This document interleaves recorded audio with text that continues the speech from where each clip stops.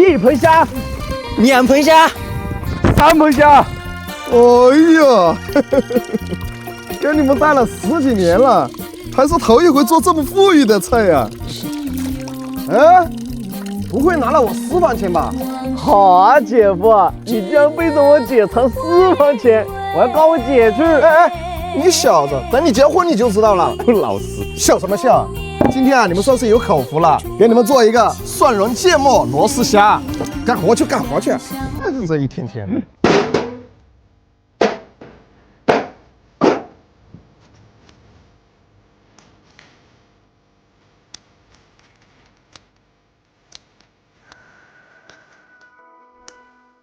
师傅，这么硬的菜不整点酒啊？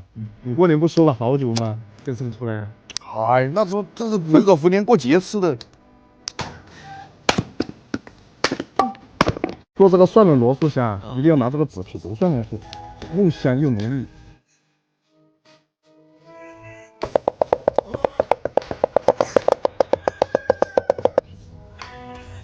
螺丝虾过一下油，好，可以了，捞出来。油要先炒蒜蓉，小米辣，把蒜蓉给它炒香，来点剁椒，增加辣味。好，可以了，倒入螺丝虾，给它和均匀啊。来瓶啤酒，调味加盐，再来点生抽还有胡椒粉。芥末一定要多来一点啊！撒上葱花，出锅。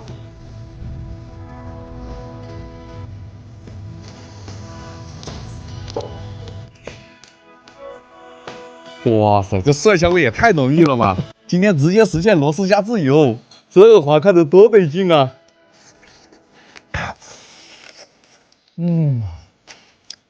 ！Q Q 弹弹的，吃起来太满足了。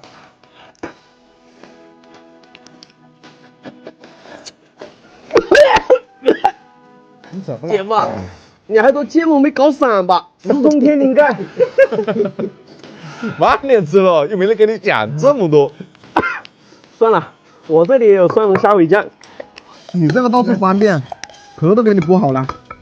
师傅，这个虾尾肉啊，跟你做的螺丝虾味道不相上下。可不。